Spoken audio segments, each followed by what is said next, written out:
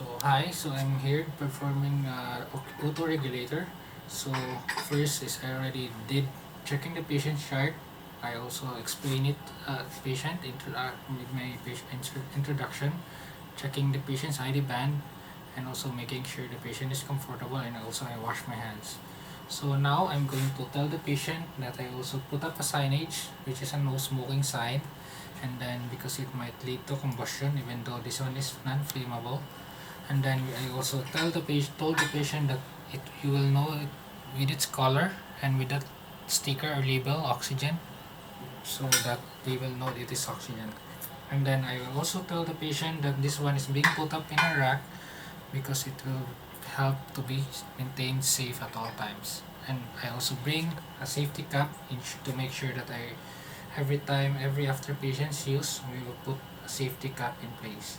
So moving on, I will crack the cylinder, so there will be a noise. So the reason for this is to just remove any debris, and then I already told the patient about that. And then after is I already have the regulator, which is a PISS. So you will observe and check the washer and the connectors if it is still in good condition or there are no any defects. And then after that, maintain or make sure that the flow is being set at 0, and then we will insert it. It should be secured and being tight. And then after that, we crack the cylinder, turn it on. So once it's full, we will notice the manometer to go up, and then because it's being ordered at 2 liters, we will set the flow at 2. And then before putting up the device, make sure we feel it with our fingers if there's air coming out.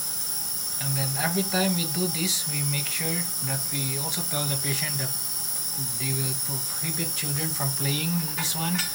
And then if they notice the gauge to be 500, please immediately call the department or the nurse station so that we can replace it with a new one. And then so for them to know how long would this last, we should multiply it with a maximum of 1000, multiply it with a factor of 0.28 divided by the flow. So if it's no longer in use, I have to turn this one off first,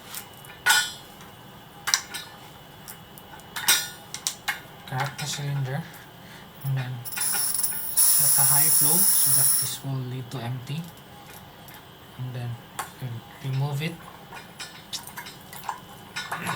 put it in a safe place, and then if possible we can put a safety cap on it, and then have here the wrench. And then once everything is done, put this on the side, and then reassess the patient. After assessing the patient, we will wash our hands, and then once outside, document everything, communicate with the nurse, and we're good.